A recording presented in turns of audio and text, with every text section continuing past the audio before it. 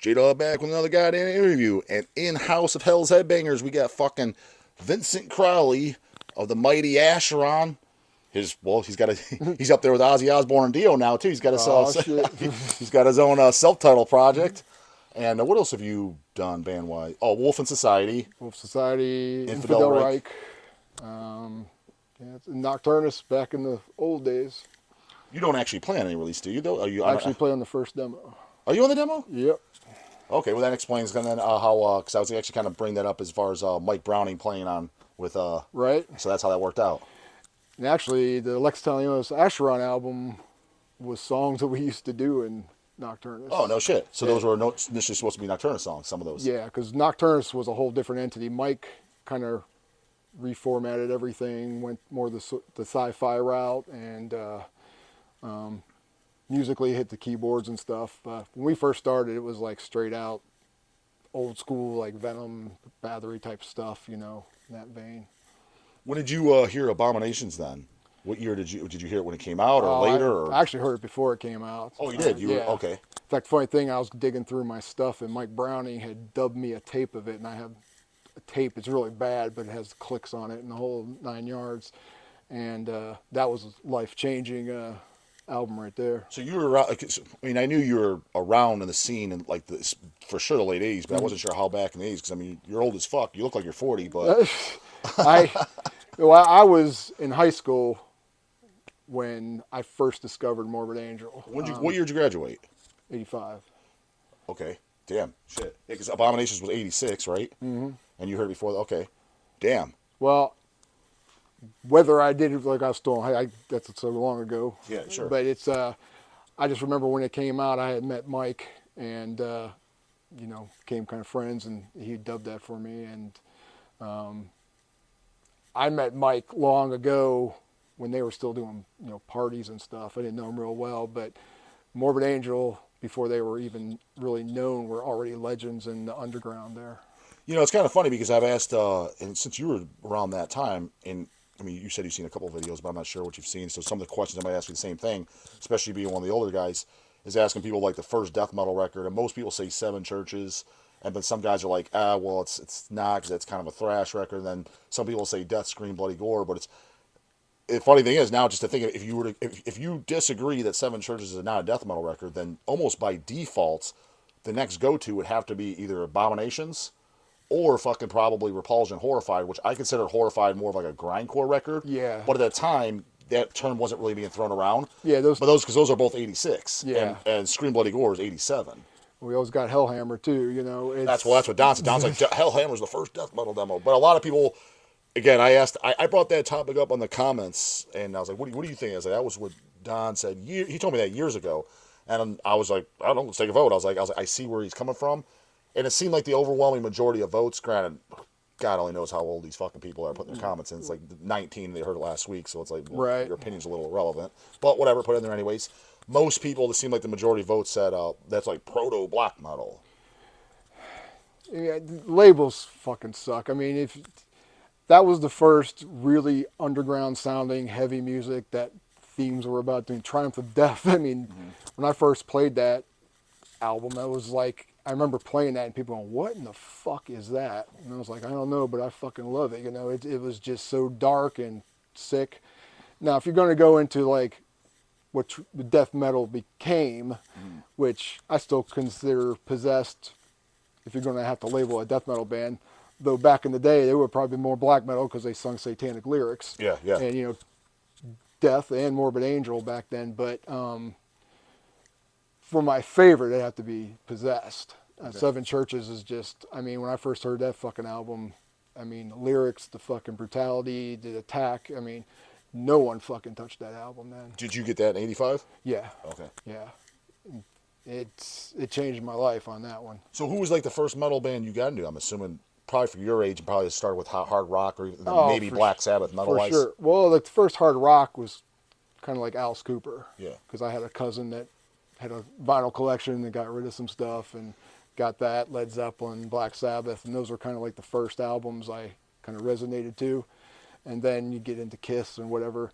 But every time something got a little heavier with the Iron Maidens and the Dios and Judas Priest, that became, and then Slayer came along, and Manowar came along, and Venom came along, and it's just everything kind of escalated up. Do you remember what year you heard Venom for the first time? I know I was still in high school. It's probably the early, whatever At War with Satan came out. I think it's 84. Okay. Well, I think it's 84. I don't think I was, maybe it was another, it was a Venom album, but my buddy, when I was living in Michigan, picked it up, and I remember playing it in the car, and after a dub of it on tape, and it was another thing, you know, it's like, fucking this guy, he's not doing just the little Black Sabbath thing, he's saying shit straight out. Yeah, sure. Did you hear Venom or Merciful Fate first? Venom. Okay. Yeah. When I heard Merciful Fate, you know, that was a fucking goddamn best thing in my life, you know. I mean, that is King Diamond. Black Sabbath's always been my favorite band just because it kind of was the band that really lured me into metal. But Merciful Fate and King Diamond, top on everything for influences and stuff. It's funny, too, because mentioning both bands, you covered both bands on your cover disc, which I own. And I always thought it was cool. You covered, correct me if I'm wrong, but Black Sabbath. Yes. And you're the only band I know, and I thought it was cool. You changed the lyrics, like the "Oh God, please help me." Yeah. You purposely changed that, and I remember your commentary. Correct me if I'm wrong. Again, it's probably been 20 years since I read it. I own it. I have it. Is for you guys covered Merciful Fate, Room Full of Gold in there. Yeah. Because you're like, I don't want to blaspheme the King's voice. Yeah. Unfortunately, on the new Vincent Crowley album, we're such big King Diamond fans, and our guitarists are like, they used to actually be in a King Diamond tribute band back when they were younger. Oh, I didn't know that. So we tried to do it justice in our own way, and we did Killer from the Spider's Lullaby. I figured it was a non-popular album. I don't. It's funny you bring that up, especially you being an older guy. You must have been so during the '90s when the '90s Merciful Fate albums were coming out, and the '90s King Diamond albums. Did you like all of them? Oh yeah. Because so did I, and but you being older than me, all the guys I grew up with, whether it been Don, Jim, everyone's around. Dude, after Don't Break the Oath, maybe In the Shadows, and I just thought all that was stupid as fuck. Nowadays, I was getting it's a good thing, but I get a little annoyed because when I was around liking those as a kid, again, everyone I was around they didn't like them. And then all the stuff gets reissued, comes in through here, and it's like flying out the door. I'm like, you fucking poser-ass fucking trend hoppers. I was like, you guys were never buying this shit when I was like, right. Like, because, like, I loved, like, Dead Again and Nine. Yeah, and all those people absolutely. like, that shit's fuck. I remember Kanye telling me, he's like, yeah, when they put that album, I just wish they were dead again. Like the band.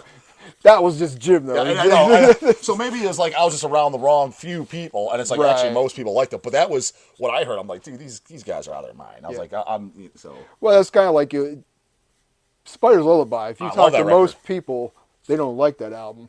And I told the guys in the band, I'm like, I'm thinking, I said, it has a concept that kind of fits what we're doing. I said, you know, it's a killer song. Check it out. And they knew it, and they're like, wow, I didn't realize how good that fucking song was. And I was like, that's a good fucking album. Dude, one of my favorite demos ever. I don't know if you ever heard the Spider's Lullaby demo. No. No? It's only 4 songs. It's The Other Side, Moonlights, Spider's Lullaby, and which song am I forgetting? Forgetting one other. But it's 4 songs.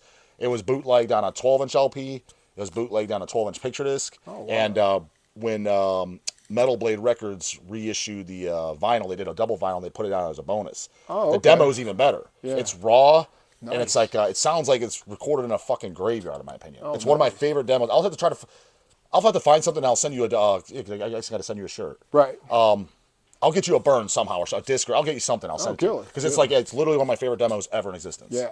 Yeah, it's, yeah, there's nothing fucking King Diamond has done that's shitty. I liked everything. I even liked the last record they did.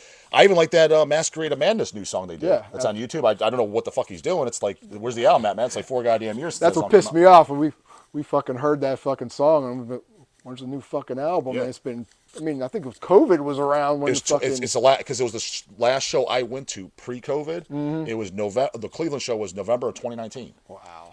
And we were there, and they played that song, and that single came out on YouTube maybe 3 months prior to that. I'm like, oh, surely, okay, so 2020, the album's coming out.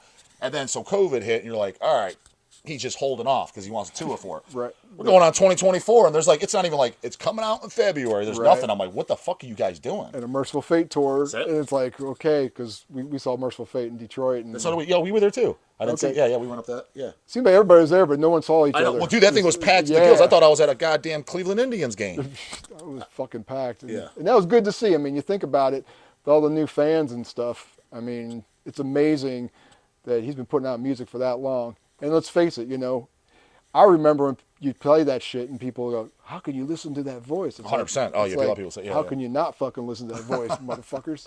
So, yeah. Well, is that your all-time, well, you said Black Sabbath's your all-time favorite. So as far as extreme metal music, then what was like your... extreme, and it probably wouldn't be extreme nowadays, I was always a big Morbid Angel fan, Deicide fan. Well, I think that's still considered extreme nowadays. Yeah. Well, it depends on who you talk to. It's well, like, if you're comparing it to something like Brodequin or Last Days of Humanity, it's like, but that's an unfair comparison. Not to mention that shit came way later. Yeah, I think Morbid Angel and Deicide, I mean, even when they changed, I've always liked the consistency of putting out some pretty good stuff. And, I mean, those first fucking 4 albums are, like, flawless, and... Dude, I always said, like, some of my favorite albums ever, quite possibly my favorite death metal record of all time is Serpent Cell Light. Mm-hmm. Granted, that's the first one I heard. Right. Again, I'm 15 years younger than so right. you're like me, like, this guy's fucking stupid as fuck. This first one I heard. I picked up the demo. But the whole thing is you picked it up and then you learned the other shit. Exactly, went back, yeah. Right. But they're one of the few bands I like every album. Now, don't get me wrong, some of the later ones I'm like, aren't as great, like Till Death Do Us Part, but I own and like every record by them. Yeah. It's funny because I know you talk about Cannibal Corpse a lot too. Yeah. Acheron was supposed to play the first Deicide Cannibal tour in Pittsburgh at the Electric Banana. I don't know if you heard of that show. No, I heard of Electric Banana. Don always talked about it because Don was initially from Pittsburgh. Yeah, well, they came by. Our drummer had some problems getting his equipment here, so we had to bail off the show. But Glenn come pulling up. They were doing the old school fucking tour. He had his Camaro. He had a fucking trunk full of fucking bloody meat and shit. I mean, he was ready for war. I was talking to the Hoffman brothers. They were like all jump. And I told Cannibal, I was like, I said, we wish we could have played, but our drummer and being Cannibal, they're like, well, we got a van if you want to go pick it up. I'm like, well, he's like an hour away. I don't think you're going to fucking do that. So appreciate it. But those are the type of people, they were fucking like diehards. I've always got nothing but good things when I met them in the very early 2000s for the first time. But Alex and shit and George, and I did that interview with George on my channel. I mean, they were always, every time I met them, I'm like, they're not only very nice, but just, you would never get, if you didn't know they were in a band, or in the biggest death metal, you would never know unless someone told you. Right. As opposed to you telling me about Mr. Rockstar earlier. Right. It was nothing like that. No. Because it's funny because the show ended up being 10 people. Now think about that. Cannibal Corpse and Deicide. 10. Don was there. Oh, dude, I thought you could tell that story. So that's the story I know about Don and Deicide. Don was so fucking pissed. He said... Oh, you can tell the story then. Oh, yeah. Don comes up to me and goes, that motherfucker won't let me fucking film him. That's exactly why he's pissed. Yep. I was like... He goes, fuck them. Man. Fuck. He was so fucking pissed. And, I mean... Years later, you still talk about it like... Dude, you want to hear a funny... So, Don, shit, the time flies so fast. It's just at least seems like yesterday. Don was in between jobs, and he worked for us about 10 years ago, right? Right. Just doing packing and shit like that. So, he worked here for about a year, and he was the guy, he's like, dude, just check stuff out. I'm like, oh, you're braver than I am. He's like, we're going to start at letter A, the first thing, and we're going to play everything. We didn't make it to Z. So he grabbed everything, and so he was putting stuff on that he would never play. He's like, just point and grab. Yeah. So he made it to like even Cannibal and Deicide and stuff like that. But years prior to this, for years, Don would, about Deicide, he's like, is that joke band? Yeah, fuck that band and shit like that. And I'm like, man, how do you not? I was like, even the first Deicide, and then it kind of got, like, when he told me that story, I was like, oh, well, that's why you don't like him, dude. Then sure as shit, when he checks it out here, he's like, that Deicide's pretty good. Right. I was like, well, now you listen to it and you decipher. I mean, you just had a bad experience. Right, exactly. Yeah. And Glenn back in the day, he was pretty fucking brutal with shit. I mean, but look where he's at today. You know what I mean? It's can't knock him for it. Yeah. Well, and I've told it on my channel a few times, but not everybody sees everything. My first experience with meeting Glenn, right? Mm-mm. You didn't hear that story? No. So this was in 2000 or 2001. It was they were touring on that Incinerate Them album. Okay. And Marduk opened up for him. is actually the club we're going to. It's the one, the foundry was called the Blind Lemon back right. there. So you've been to that club. Yep.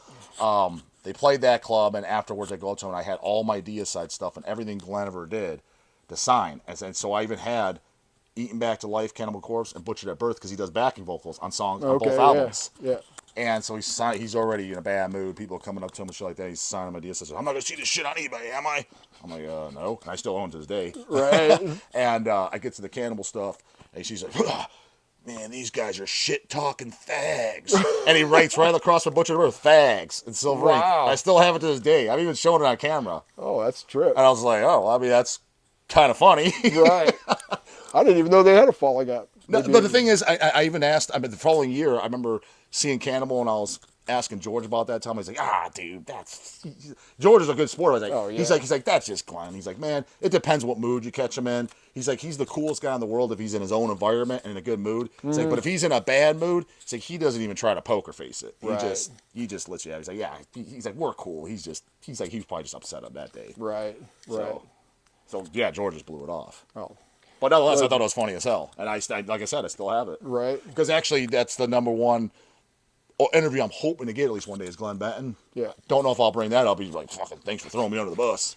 And it's like, well, you just threw him under the bus right now. I was like, well, he ain't watching my shit. So it's just his attitude so funny, because it's like, we did a show with them in Tampa once, and we were hanging out in the back, and they had their vehicle in the back, and the promoter was talking, and Glenn's like, how's it looking, you know, and he's like, yeah, looks like it's going to be a good show, and he goes, I might have to keep the money, and he goes, I got a gun in my car, and the guy's like, I'm just fucking joking. It was just so funny, just the way he fucking did it, but that's Glenn, you know. you had like something like that. You had front row seats too. Oh yeah, for sure, for sure, for sure. Well, so yes, and you were there, yeah, just as early as any of these guys, like King Folly and all them. But you also had another side that you got really, really into the Satanism. Yeah. Which, did that come after metal or before?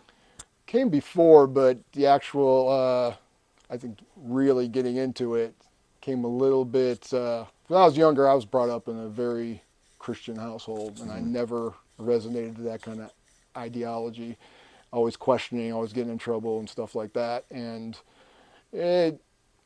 my I guess knowledge came from books that were wrote by Christians that were supposedly devil worshippers. Yes. Yeah, so I learned a lot of wrong stuff about what Satanism was, and was more into fucking chaos and shit back then and stuff.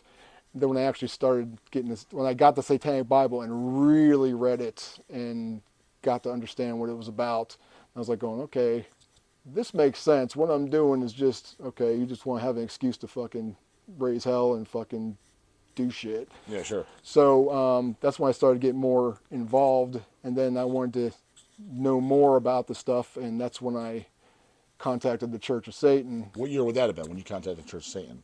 That was probably 87. Okay. And I got in touch with Peter Gilmore, who presently is the high priest of the Church of Satan, and we started to talk, and Acheron released his first demo, and then the whole idea of doing an album that was the actual satanic black mass as a theme came up. And when we were talking, we were like, let's do this.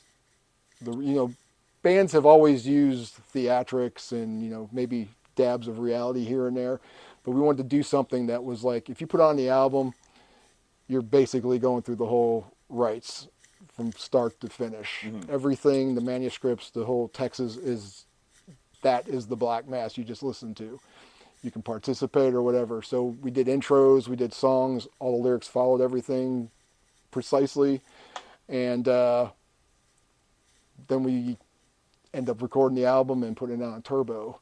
And at that point, LaVey liked what I was doing. So he actually liked the music, even though it was death metal music, like the... Yeah, well... I'm surprised. He might thought, like, he obviously probably liked the lyrical content, but I always assumed, like, even the other people at the church are probably like, well, I'm the growling vocals stuff, I don't like this. Right. Well, the big thing back in the early days of the Church of Satan, I was kind of like that, the brother you didn't want to talk about, because, okay. because metal was still a bad word, and Most of the people that were members at the time, they like shit that, your parents fucking listened to back in the day and Yeah, stuff. And LaVey was a lot older, so he listened to way older stuff. He did a book called Satan Speaks, and he mentioned us in it. And he was just in King Diamond and I think the Electric Hellfire Club, and was saying, okay, basically, this isn't something he would buy himself as a personal, but he basically said that these are the real deals. These are people that are actually Satanists putting out music that they believe in. Yeah, yeah. And No, I get that ideology. Yeah, yeah. so, not necessarily he's fucking jamming an Acheron album in the fucking, Well, it's funny. He actually has a very similar mentality that I do. Then, especially when it comes to metal, people ask about like all the time. They're like, "Do you like such and such band? Do you like this or that?" And some bands I don't like. Take for example, like, and it's considered almost blasphemous now. A band like Blasphemy never did anything for me. I was like, but dude, I have the highest degree of respect for it because it was so original, extreme. I was like, just the songs did nothing. I was like, I'm not gonna be a poser and say I like it Right. when it does nothing for me. Right. But there's a lot of stuff that I was like, and I would love to work with Blasphemy, put their stuff up because there's bands we've worked with. I was like, Right. yes, am I spinning it personally over the new Cannibal? No. Right. I was like, but this is like real shit, and I feel like it represents what I feel and believe. Right. No, I understand that. I mean, there's a lot of bands I could say that to. It's like I try to keep my eye out for something that's unique, or you can tell like people are really into it. People always ask me, "What do you think about bands that don't practice it?" It's like, if you asked me that back when this started, I would have said, "Well, at least it's getting the Kids, yeah.